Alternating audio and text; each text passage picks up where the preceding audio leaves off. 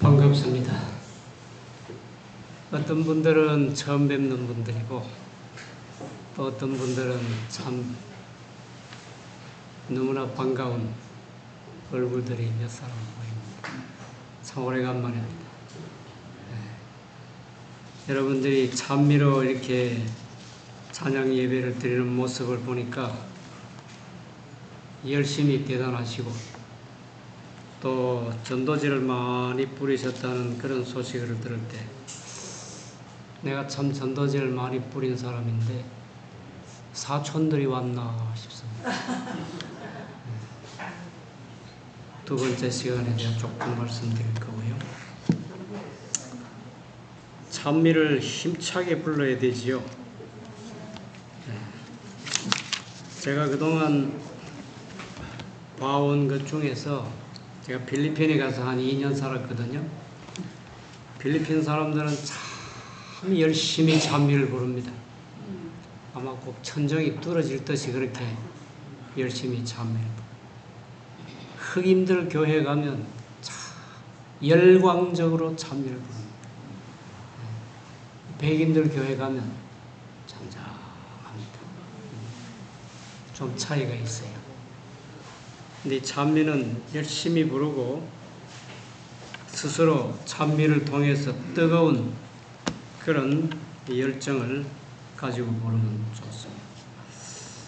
제가 오늘 저녁에 아주 잘 아는 말씀인데 마가복음 13장 2절에 보시면 마가복음 13장 2절에 예수께서 이르시되 네가 이 큰 건물들을 보느냐 돌 하나도 돌 위에 남지 않고 다 무너뜨려지리라. 무엇에 관한 말씀입니까? 예루살렘의 멸망에 관한 예수님의 말씀입니다. 예수님은 이 마지막 때에 관한 말씀을 이렇게 직설적으로 명확하게 솔직하게 이렇게 표현하셨어요. 헷갈릴 필요가 없습니다. 노아 홍수 때 하나님께서 어떻게 말씀하셨어요? 창세기 6장에 보면은 창세기 6장 17절인데요. 거기 보시면은 창세기 6장 17절입니다. 내가 홍수를 땅에 일으켜 무릇 생명의 기식 있는 육체를 천하에서 멸절하리니. 소돔과 고모라가 멸망될 때에 와서 그 하나님께서 아브라함에게 혹은 롯에게 하신 말씀은 뭡니까? 창세기 19장 14절에 그 말씀이 있는데요.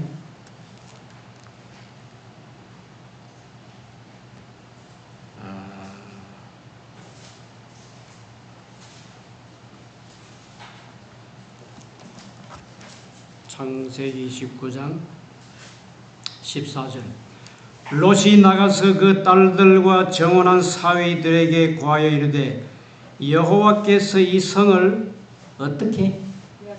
멸하실 터이니. 멸하신다. 싹 없애버리겠다는 거예요. 너희는 일어나 이곳에서 떠나라 하되 그 사위들이 농담으로 여겼더라.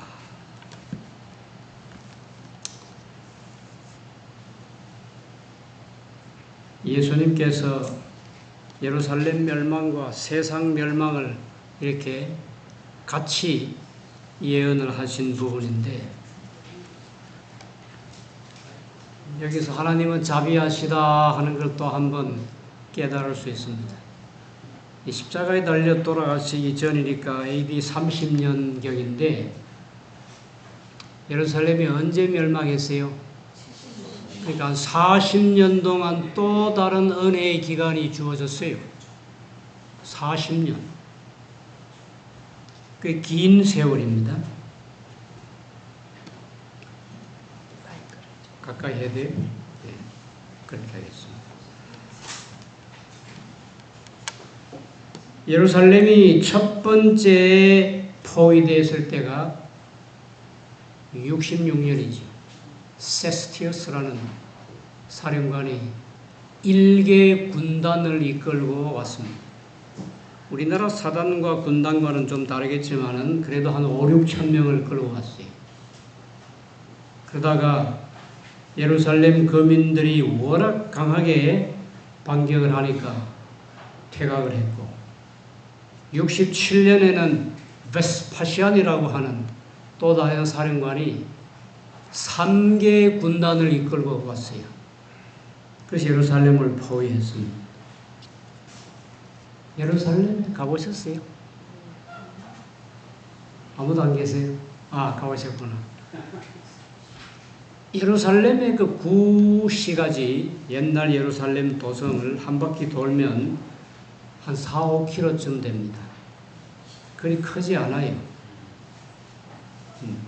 자파 게이트라고 요바문에서 이렇게 나와서 기드론 가는 그 길로 해서 베다니 마을 가는 길이죠. 그래서 이쪽에 흰놈의 골짜기로 해서 다윗성 옆으로 해서 돌아오면 한 4, 5km밖에 안 되는데 베스파시안이 3개 군단을 끌고 와서 예루살렘을 포위하니까 1년 남짓 포위를 했어요. 양식이 떨어졌어요. 절기 때 사람들이 모여왔기 때문에 몇 백만은 모여 있었을 거예요. 100만이라는 숫자가 얼마나 많은지 아십니까? 제가 여의도에 36년을 살았어요. 여의도 광장에 빌리 그레엄 목사님이 왔을 때 100만이 모였어요. 교황 누굽니까? 교황 바오로 6세인지 뭐 그 사람이 왔을 때 또 100만이 모였어요. 참 말 그대로 인산인해를 이룹니다. 그런데 몇 백만이 5km 안 되는 그 도성 안에 모였다고 하면 아마 쉽게 표현하면 콩나물 시루처럼 그렇게 살아야 합니다. 그런데 1년 남짓한 세월 동안 포위를 하니까 먹을 게 떨어지고 나중에 어떻게 했어요? 자기가 낳은 아이를 잡아먹은 기록이 있어요. 요세푸스에 보면 자세하게 나옵니다. 요세푸스는 유대 역사가지요. 근데 이제 이 예루살렘이 함락하기 바로 직전에 한 달 갈 필요 없어요. 며칠만 더 포위하고 쪼아대면은 스스로 망할 때 갑자기 퇴각을 합니다. 철수를 해요. 3개 군단 몽땅 철수를 합니다. 무슨 사건이 일어났어요? 네로 황제가 죽었어요. 네로 황제가 누굽니까? 베드로를 거꾸로 십자가에 따라 처형하고 사도 바울의 목을 베버린 네로 황제입니다. 로마 역사에서 네로같이 잔인하고 참 못된 임금이 없어요. 아주 악한 왕입니다. 자기 장모도 자기 아내도 자기를 가르친 스승도 생각한데 다 자기 손으로 죽였어요. 그 왕의 죽을 때 31살이었는데 18살의 왕이 돼서 한 13년 황제 노릇하다가 죽었는데 6월 9일 날입니까? 자살해 죽었어요. 왜 자살했어요? 네로가 로마 시가지를 불을 질렀잖아요. 도시 개혁을 한다고. 질러놓고 보니까 이 후폭풍이 만만치 않아. 그래서 그리스도인들이 불질렀다 그랬어요. 근데 그걸 모릅니까 사람들이? 원로원 측에서 공격이 들어오고 군인들이 공격이 들어오고 지금 중국이 군인들이 시진핑을 공격하고 있어요. 그래서 막다른 골목에 막 들어가니까 살아남을 길이 없어요. 우리 스스로 목숨을 끊었습니다. 로마 군대가 이제 베스파시안이 사령관인데 3개 군단을 이끌고 도망가는데 예루살렘 거민들이 문을 열고 뛰쳐나왔어요. 그래서 퇴각하는 로마 군인들을 어떻게 했어요? 공격을 하고 그들의 무기를 빼앗고 그들의 가진 모든 것들을 다 빼앗고 죽이기도 하고 때리기도 하고. 근데 이 베스파시안 황제는 빨리 어디로 가야 돼요? 로마로 가야 돼요. 왜 가야 돼요? 예? 자기가 황제가 돼야 돼. 예. 그 기회 놓치면 안 되지요. 그래서 그렇게 큰 피해를 입으면서도 퇴각을 합니다. 철수를 하는데 좀 표현을 그대로 하자면 이를 갈면서 퇴각하래. 어디 두고 보자. 근데 이 사람이 가서 황제가 됐어요. 그리고 그 다음에 이제 사령관을 지명해서 보내는데 그 사람이 자기 아들, 영어로는 타이투스라고 그러는데 원래 히라보로는 티투스입니다. 티투스 혹은 타이투스.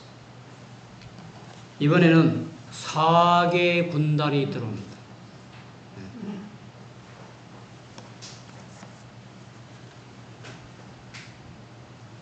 첫 번째도 도망갈 기회가 있고 두 번째도 도망갈 기회가 있고 짧지만은 기회는 있었어요.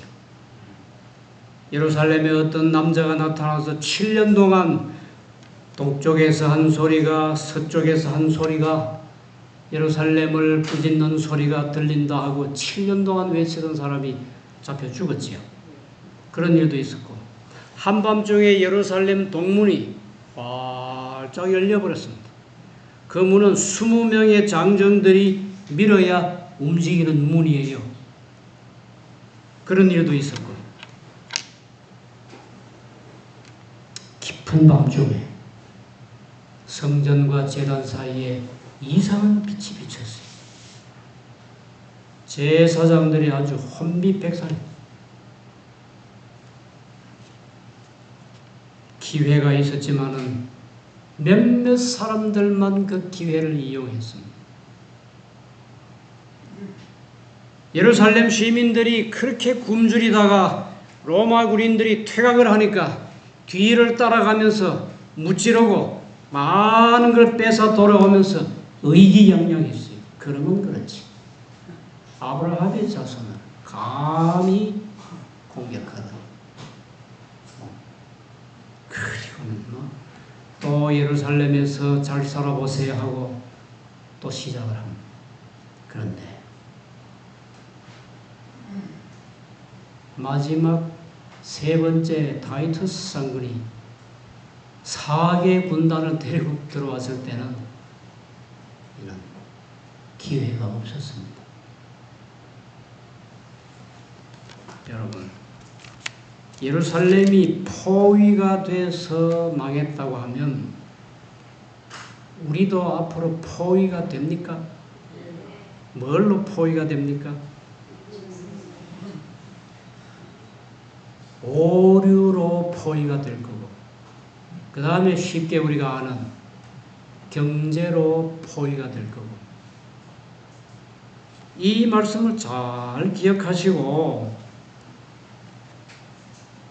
예루살렘 시민의 눈으로 세상을 보면 안 돼요. 누구의 눈으로 세상을 볼 줄 알아야 됩니까? 그리스도인의 눈으로. 아멘.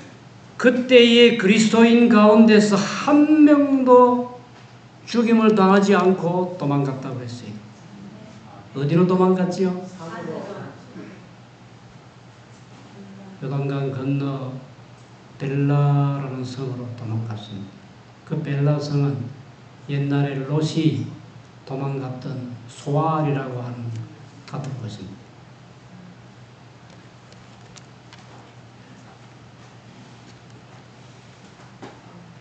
예루살렘이 한창 기근으로 시달릴 때 밀 한 대에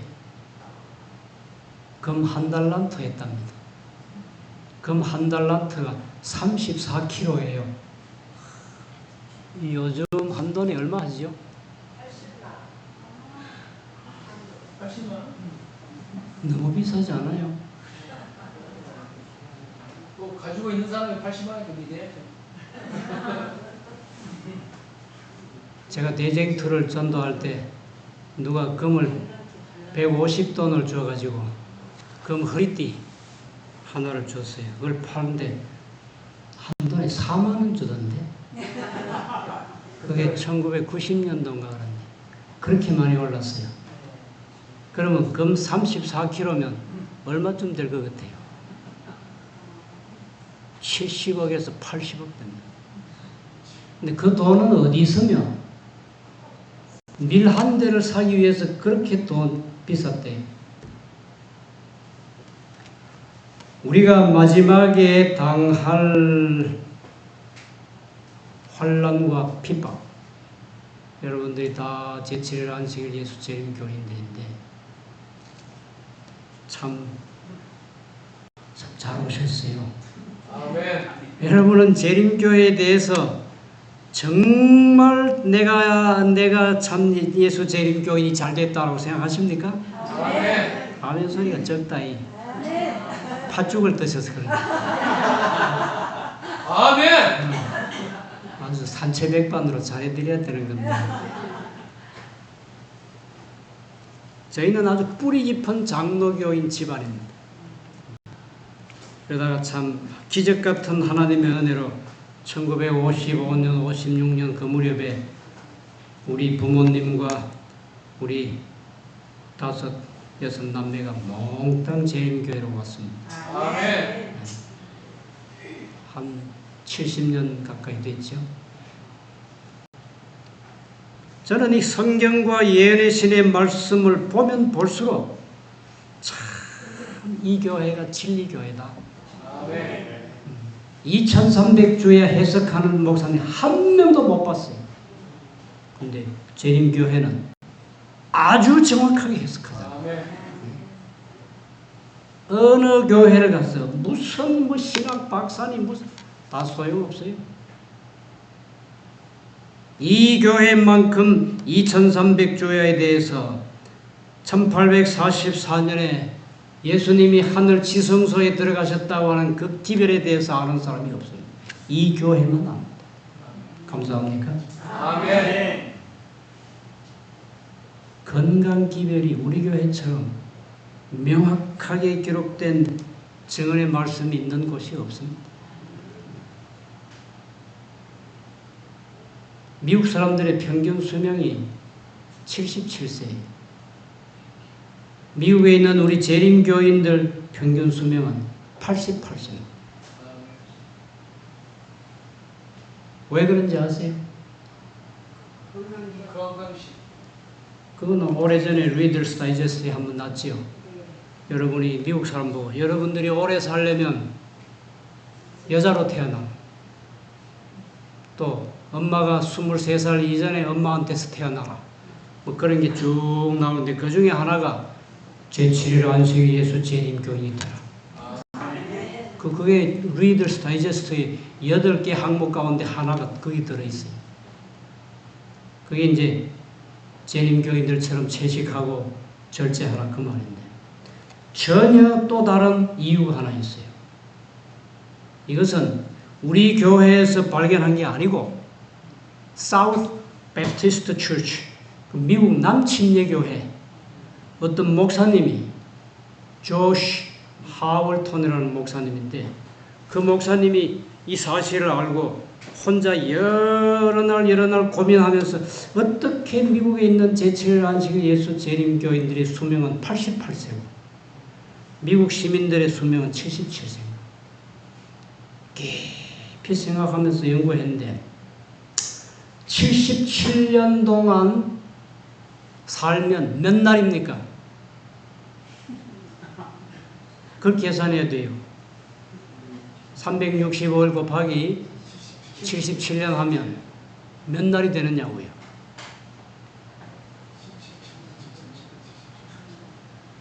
다들 또 휴대폰 꺼내고 이제 계산하느라고 난리가 났네.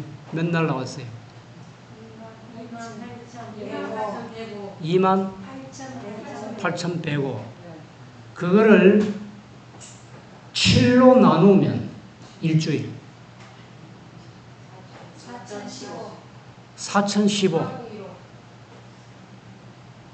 4,015 안식일을 지킨 사람들은 보태면 4,015를 365로 나눠보세요. 11년. 맞지요? 그러니까 77년 동안 안식일을 지킨 사람들은 생명의 수한이 11년이 더 길더라는 거예요. 맞잖아요. 침례교회 목사님이 발견했다니까. 우리 교회에서 발견한 게 아니고. 우리는 그냥 우리가 고기 안 먹고 채식하고 절제하고 운동하고 햇빛 쬐고 이래서 오래 사는구나 생각했는데 안식일 지켰기 때문에 안식일이 우리의 생명을 그만큼 연장시켜줬어요. 아멘. 그러니까 우리가 이 세상에서 안식일을 깨닫는 것만 아니고 아는 지식으로만 사는 게 아니고 매주 안식일을 기억하여 거룩하게 지켰을 때에 이 땅에서 보상이 있더라니까. 아멘. 하물며 하늘에 가면 영원 무궁토록 사는 거예요. 아멘. 왜? 하나님의 율법은 하나님의 품성의 사본인데 하나님처럼 닮아가기 위해서 열심히 믿고 살았으면 영생이라는 천국이라는 보상은 틀림없이 주어집니다. 아멘. 믿으셔야 돼요. 자, 제가 예루살렘 멸망에 대한 이야기를 해드렸고 대쟁투 35페이지에 수백만 명이 목숨을 잃었다 하는 기록이 있는데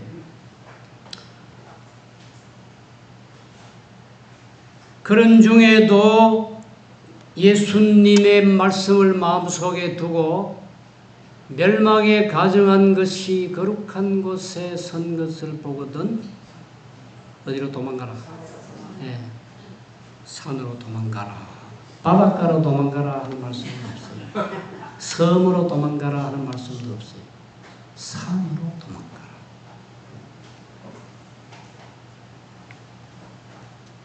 우리 재림교인들이요, 이 세상을 보는 눈이 달라야 합니까? 여기 오니까 좀 다른 것 같아요.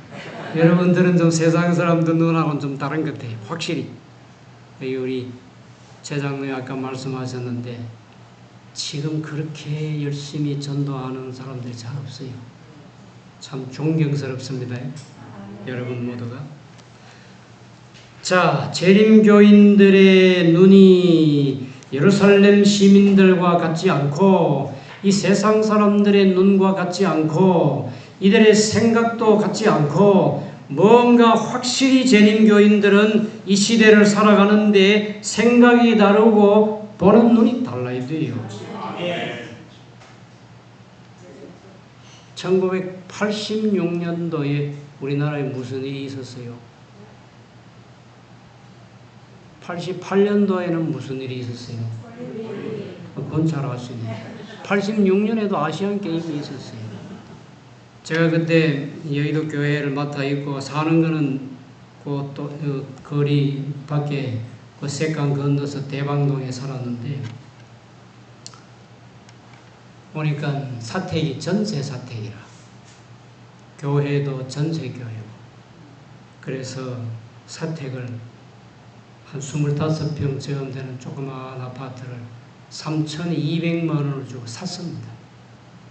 사가지고 한 2, 3년 살았는데 세상이 되어가는 걸 가만히 보니 아시안 게임이 끝나고 88 올림픽이 오면은 대한민국은 세계적으로 아주 놀라운 나라로 아주 위상이 달라진대요. 참, 드디어 우리는 선진국 대열에 들어간다고. 그러면서 사람들이 뭐 서울의 그 값비싼 아파트 사느라고 정신없고 값은 막 뛰고 하는데 우리 아파트는 옛날 아파트라서 그런지 값이 안 오더라고요. 그래서 어찌어찌 해가지고 3,100만 원에 팔았습니다. 그래서 이제 또 전세살이로 돌아갔는데 올림픽이 딱 끝나니까 그 아파트가 3,100만 원에 좀 제발 좀 사주세요. 저희는 사정이 있어서 떠나야 합니다 하고 팔았더니 1억이 넘어가요. 그때 우리 집사님 가운데 한 분이 목사님 좀 기다리시지 않고 왜 그리 빨리 팔았어요? 그걸 가지고 저는 뭐 다른 사람 돈도 있었으니까 주고 강원도 지금 사는 데하고는 좀 달라요. 산골짜기에 와서 5,000평 땅에 아주 옛날 함석 지붕으로 된 강원도 촌 시골 사람들의 방 4개 있는 집을 320만 원 주고 샀습니다. 예수님이 오실 때가 분명히 가까웠으니 급하면 도시를 떠나라 했으니까 떠나서 살 수 있는 피난처를 몰래 하나 준비해 놨어요.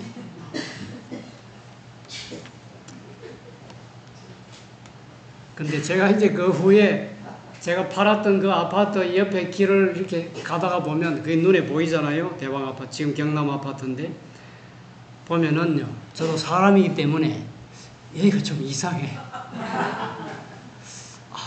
내가 잘못한 건가? 조금만 기다렸으면 84, 5년 그때인데 억대의 부자 소리를 한번 들어보는 건데 내가 잘못한 거 아닌가? 근데 세월이 한 7, 8년이 지나갔습니다. 이제는 그 새로운 땅을 사고 또 새로운 집을 수리하고 또 창고도 짓고 차고도 짓고 그래서 이제 정착이 돼서 그때 갔다 하시면 사과나무가 이제 참 8년 되니까 사과가 주렁주렁 열리고 정말 보기 좋았어요. 감자 농사 잘 되고 옥수수 잘 되고 논농사 벼가지고 우리 식구 밥 쌀밥 충분히 1년 내내 먹고 남고. 그런데 내가 손해봤나 생각한 그것과 전혀 다른 일이 벌어졌어요. 군부대가 우리 집으로 들어오는 거예요. 그러면 국가에서 어떻게 해줘야 합니까? 보상을 해줘야 되잖아요. 제가 1억 5천만 원 받았어요. 1억 5천만 원. 그래서 지금 제가 사는 데 와보셨죠? 여기 또 땅이 10,000평이고 또 집을 짓고 교회당을 짓고. 제가 대학교 3학년 때 우리 나를 가르친 선생님이 영어 선생님인데 미세스 펄거슨이라고 참 훌륭한 선생님이에요. 그분이 영어만 가르치는 게 아니고 네가 장차 이 교회 안에서 하고 싶은 일이 뭐냐 학생들에게 다 적어내라고 그랬어요. 그때 제가 내가 이 다음에 돈이 있으면 예배당을 하나 지어야 되겠다. 교회당을 지어야 되겠다. 처음으로 지은 게 지금 용인시 기영구에 있는 기영교회 30평짜리. 그 다음에 제가 이제 시골 교회도 지어야 되겠다. 내가 집만 짓지 말고 교회당 지어야 되겠다. 하고, 제가 이제 받은 거는 또 땅, 집 짓고, 하고 하느라고 또 쓰고, 또 교회당 위해서 또 좀 헌금 내고. 근데 제가 이 얘기를 교인들에게 했을 때, 목사님 생각이 좋습니다. 우리가 서울에 있는 도시에 여기서 예배 드리고 버스 타고 집에 가면 설교 들은 거 다 까먹어버려요. 그래서 시골 조용한 데 예배당을 짓고 수양관을 짓고 식당을 짓고 거기서 때때로 기도할 사람 기도하고 좀 색다른 신령한 집회도 좀 하고 하자고. 그래 하자고. 그래서 예배 마치고 한 10대명이 앉아 있었는데 내가 종이를 돌렸어요. 시골에 예배당 하나 짓는데 뭐 100원이든 100만 원이든 좀 써내보라고. 그 종이가 15명을 돌아서 이제 왔습니다. 제가 아직 계산 안 해봤거든요. 여러분, 이 얼마 들은 것 같아요? 2천만 원이요. 또 한쪽에서는 4천만 원이요. 근데 초등학교 3학년인가 조그만 여학생이 하네. 지금 시집 가서 결혼해서 살고 있는데 그 조그만 아이는 목사님 제가 한번 맞춰볼까요? 한번 맞춰보라고. 6천만 원. 네 믿음이 제일 좋다. 다 뭐 2천만 원, 4천만 원, 6천만 원. 목사님도 모른다. 집사님 한번 나오셔서 이거 한번 계산해 보십시오. 드렸어요. 뭐 5분도 안 돼서 계산이 딱 나. 15명 그럼 금방 계산이 나오잖아요. 입을 다물고 가만히 있더라고요. 얼마입니까? 아니 얼마입니까? 여기 지금 나온 헌금 서약서에 기록된 것을 계산했더니 9,800만 원. 근데 그때 재무 집사님이 그 헌금을 은행에 넣고 저 뒤에 들어오시다가 목사님 그럼 200만 원 제가 채울게요. 그럼 얼마 돼요? 1억이더라고요. 그 예배당 수양관 짓고 하는데 한 1억 5천쯤 들어갔는데 그게 금방 해결됐어요. 그럼 제가 모두 얼마 보상받은 거예요?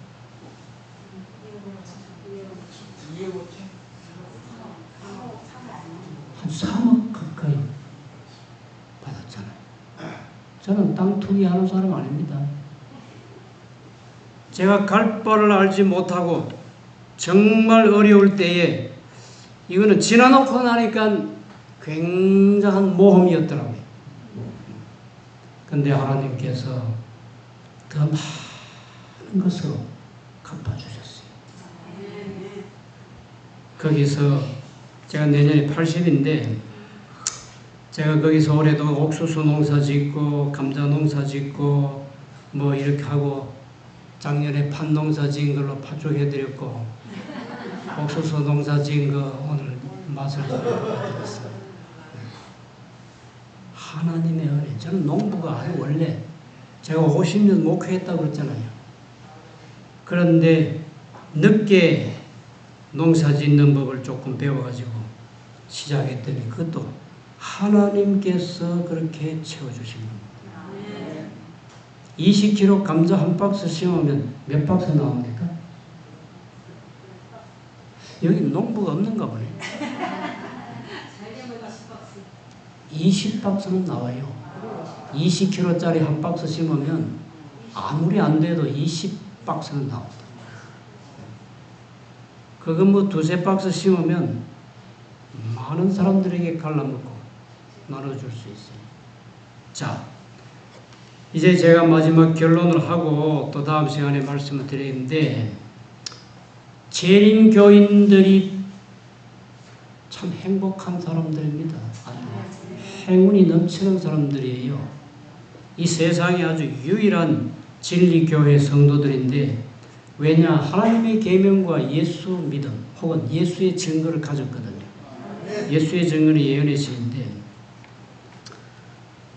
이 교회가 예수님의 재림을 맞이하기까지 잠깐은 정말 세상에서 버림받는 사람들이 됩니다. 환난과 비판이 시작되면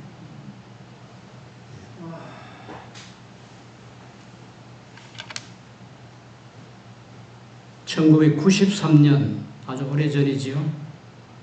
한 30년이 넘었죠. 12월 31일 조선일보에 로마 카톨릭이 유대교를 이단으로 규정했다 하고 보도했습니다. 왜 로마 카톨릭의 교황이 유대교를 이단으로 규정했을까요? 안식일 때문에. 유대인들은 지금도 안식일을 철저히 지킵니다.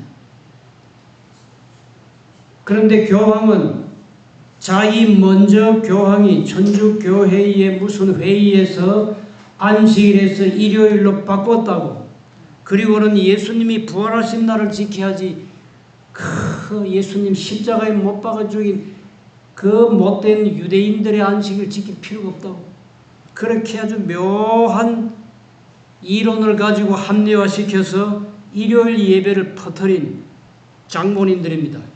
자기들이 천주교의 교리문답에 그렇게 적혀 있어요. 어느 날이 안식일이뇨? 어느 날이라고 그랬어요? 토요일이라고 했어요.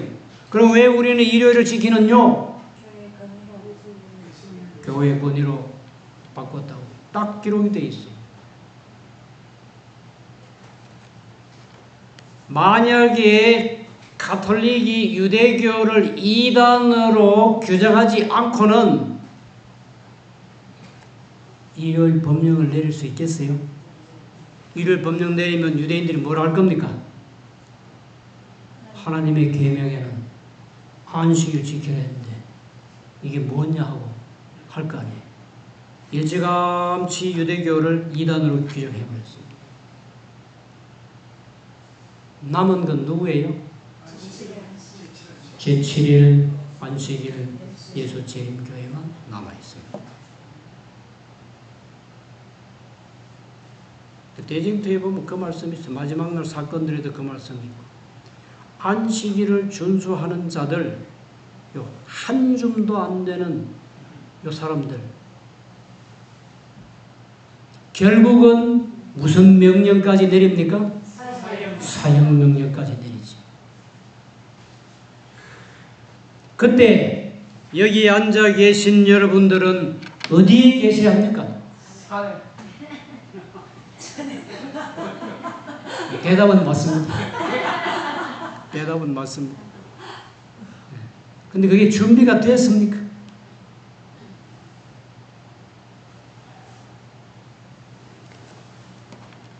이것은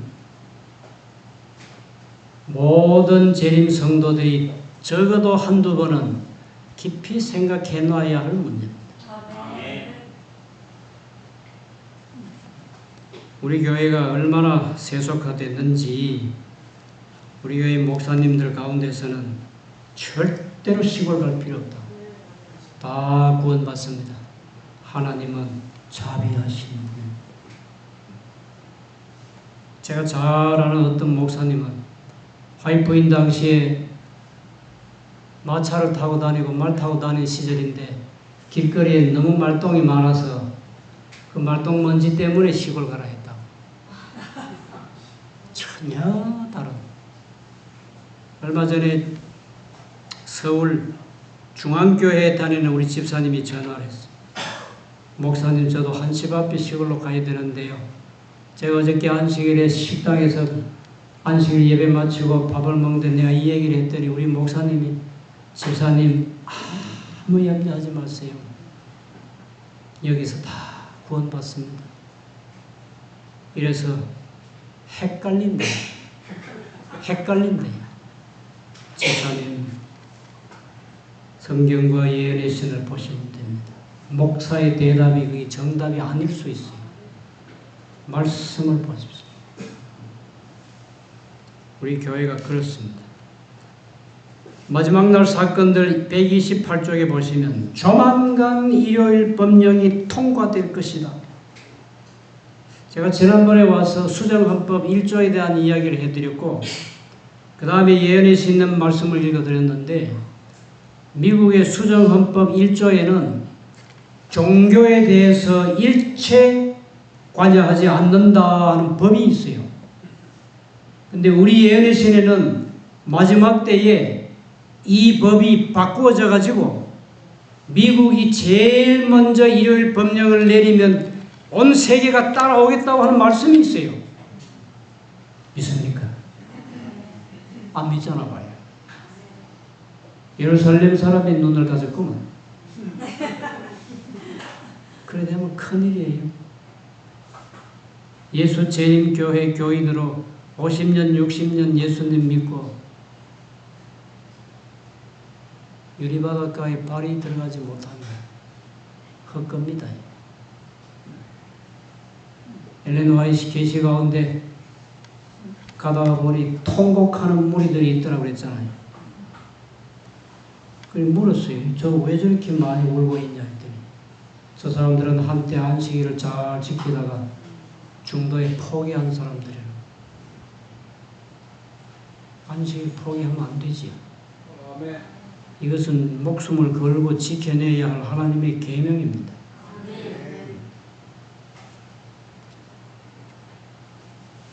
안식일을 지키는 소수의 사람들은 저주의 표적이 될 것이다. 안식일은 투쟁에 초점이 되고 안식일 지키는 사람들은 저주의 표적이 될 것이다. 대쟁투 615페이지 말씀입니다. 하나님의 백성들은 도시와 촌락을 떠나서 인적이 드문 곳으로 피하여 함께 무리지어 거하게 될 것이다. 대쟁투 626페이지입니다. 지금요 CBDC라고 하는, 이름 들어보셨죠? CBDC라고 하는 새로운 화폐가 미국에서부터 사용될 것으로 트럼프 2기 집권의 최초에 서명한 게 그겁니다. CBDC. C는 센트럴이라는 첫 번째 글자입니다. B는 뱅크예요. 센트럴 뱅크. 중앙은행이라고 말해요. D는 디지털. 전자. C는 커런시. 화폐라는 말입니다. 중앙은행 전자화폐 쓰기로 현금을 쓰니 불편하고 카드를 쓰니 자꾸 도둑맞고 잃어버리고 이제는 몸속에 번호 하나만 가지면 전자화폐 돈은 다 거기 있고 보이스피싱 같은데 노출도 안 되고 좋다 이래가지고 다 이걸 하기로 대통령이 서명을 했으니까 반드시 이행할 겁니다. 트럼프 대통령이요, 이 보통 사람이 아니거든요. 얼마나 고집이 세고, 그 사람 사업가예요. 원래 아버지 때부터 돈 버는 사람이에요. 뉴욕에 어마어마한 트럼프 빌딩이 있잖아요. 그 사람은 자기에게 유익이 되지 않으면 금방 칼로 자르듯이 잘라버려요. 자기에게 유익이 되는 사람은 금방 좋아하고, 국가 간에도 마찬가지입니다. 자, 결론을 하기 위해서 이렇게 말씀드리고 싶습니다. 네로가 악한 왕이지요. 네로가 누굴 죽였다고요? 예수님의 제일 수제자 베드로를 거꾸로 십자가에 따라 죽인 사람, 사도 바울의 목을 자른 사람, 잔인하지요. 무섭지요. 매정하지요. 그런데 다니엘 12장 1절에 보면 우리가 맞이할 환란은 어떤 환란이라고요? 개국 이래로 그때까지 없던 환란일 것이다. 그러면 예루살렘 사람의 눈으로 보면 내일도 모레도 부지런히 주식 투자하시고 열심히 돈 벌어서 50평 아파트에서 100평 아파트로 가세요. 그게 예루살렘 시민들의 눈입니다. 어쨌든 돈은 벌어야 되고 남의 걸 빼앗더라도 내 통장에 채워넣어야 되고, 안식일에 누가 강대상에 서서 도시를 떠나라고 하면 무슨 저런 사람이 다 있나? 저 화폐에 전화해서 이 목사 당장 받고 치라 그래. 내 쫓아버리고. 실제로 그런 장로 있었습니다. 그러니까 제가 이 얘기하는 거예요. 어떤 교회 장로님이 한 달에 2번밖에 교회 안 나와. 그래서 목사가 물었어요. 장로님 왜 2번밖에 안 나오시고 2번은 어디 가십니까? 회사 출근하죠. 회사 출근하신다고? 장로님 그러시면 안 됩니다. 2번 다 교회로 나오세요. 내가 이 교회 11조를 얼마나 내는데 지금 목사가 건방지게. 또 한 사람은 장로님 그 채소에 약을 그렇게 많이 뿌리면 해볼 것 같은데 내가 이 많은 채소를 팔아야지 11조 내는 건데 벌레가 한 마리도 없어야지 채소가 값비싸게 팔린다고. 그때는 합해가지고 이 목사 보내라. 저 경기도 북쪽으로 쫓겨갔어요. 실제로 있었던 일이에요. 재림교회 모든 성도들이요, 예수님께서 제자들을 감람산에 불러 모으시고 이것은 빙빙 둘러서 얘기하실 것도 아니고 아주 솔직하게, 아주 정직하게, 아주 진실되게 멸망에 가정한 것이 쭉 설명하시고, 돌 하나도 돌 위에 겹쳐 놓이지 않고 다 무너뜨립니다. 그때 제자들이 그 아름다운 성전을 바라보고 있으면서 얼마나 아름다운 성전입니다. 말하자면 이스라엘 국보 1호예요. 어떻게 저게 무너진단 말입니까? 주님, 무너진다. 돌 하나도 돌 위에 참 놓이지 않고 다 무너진다. 그때보다 지금 우리에게 주어진 세상 마지막에 대한 기별은요, 넘치고 넘칩니다. 대쟁투 적어도 한두 번은 읽으셨겠죠. 반드시 읽으세요. 초기 문제, 마지막 날 사건들 아주 열심히 읽으셔야 됩니다. 로마서 12장 2절에 보시면 너희는 이 세대를 본받지 말고 마음을 새롭게 함으로 변화를 받아.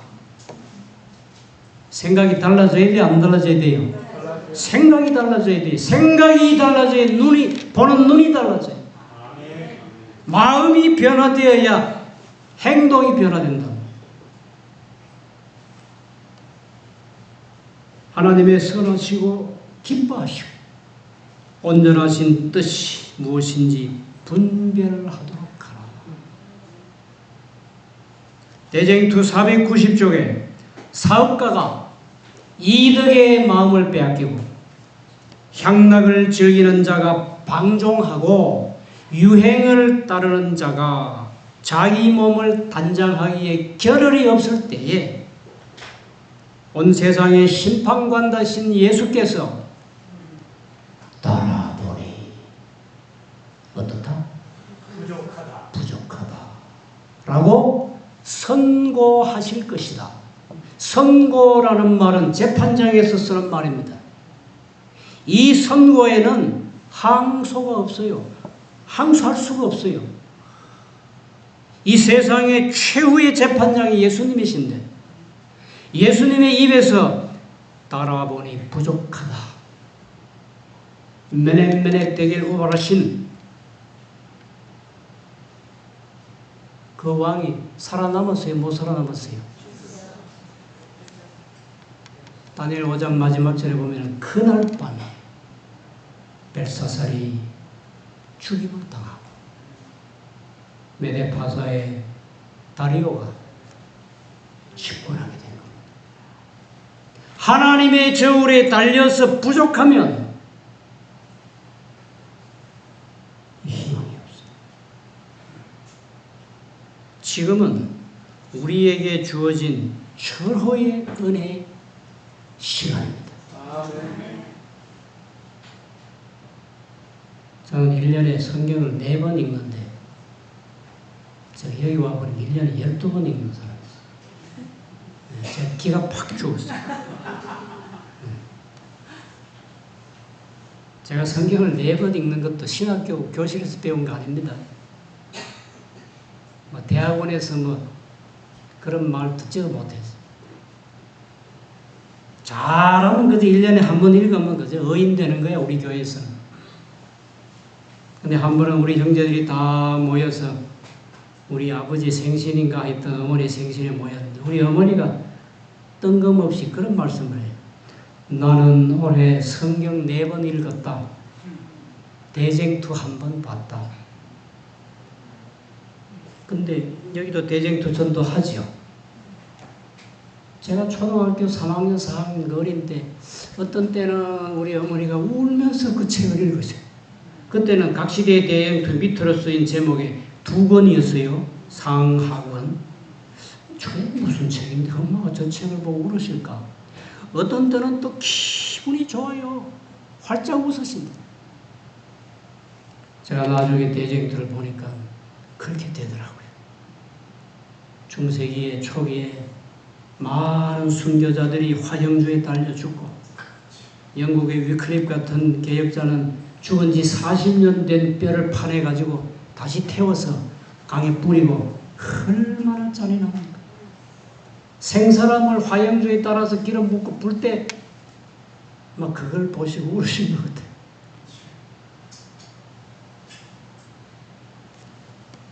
그런데 성경을 4번 읽었다고 한 그 말씀에 제가 꽉 찔려요. 나는 명색이 목사인데도 1년에 한 번 겨우 읽는데 집사님 우리 어머니를 따라가기는 아직 멀었구나. 그래서 결심을 하고 우리가 새벽 4시 반에 일어나서 이제 둘이 새벽 기도를 합니다. 1시간 동안. 그리고 각자 방에 가서 1시간 동안 성경을 읽습니다. 집사람은 성경을 필사를 하고 있어요. 어디까지 간지 모르겠지만 언젠가는 요한계시록 22장까지 쓸 것 같아요. 상당히 진척이 많이 나갔어요. 1시간 동안 하루에 성경을 읽으면 제가 해보니까 1년에 4번 읽겠더라고요. 제 성경이, 이 성경이 제가 페이지 수로 읽거든요. 1800페이지. 근데 하루에 20장씩 90일 읽으니까 어떻게 돼요? 29, 18, 1800페이지를 딱 읽게 됩니다.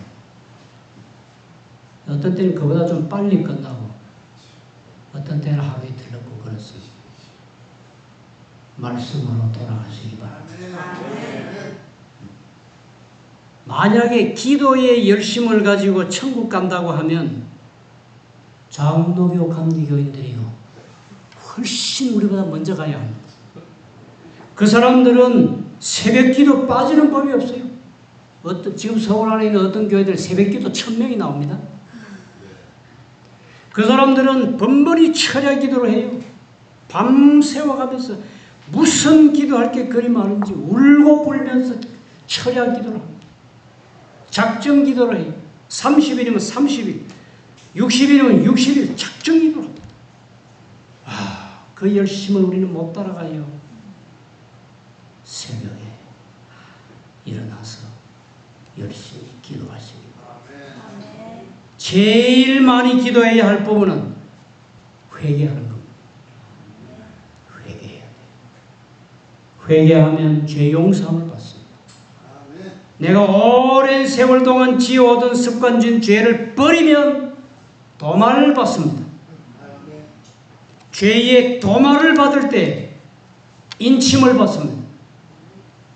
하나님의 인입니다. 우리가 재림교인 된 것을 다시 한번 감사하면서 전에 없는 열심으로 하나님을 섬기시길 바랍니다. 기도합시다. 하나님이시여 세상의 수많은 사람들 가운데서 택하시고 뽑으시고 찾아내셔서 재림교회 성도가 되게 하심을 진심으로 감사드립니다. 나태하고 게으르게 살아왔던 저희의 죄와 허물을 용서해 주시옵소서. 우리가 진심으로 회개하고요. 이제부터 열심히 말씀을 보고 기도하고 전도하고 봉사하고 많은 사람들을 주님께로 인도하기 위해서 우리의 생명을 다 바치는 남은 성도들이 되게 해 주시옵소서. 예수님의 거룩하신 이름으로 간절히 기도드리옵나이다.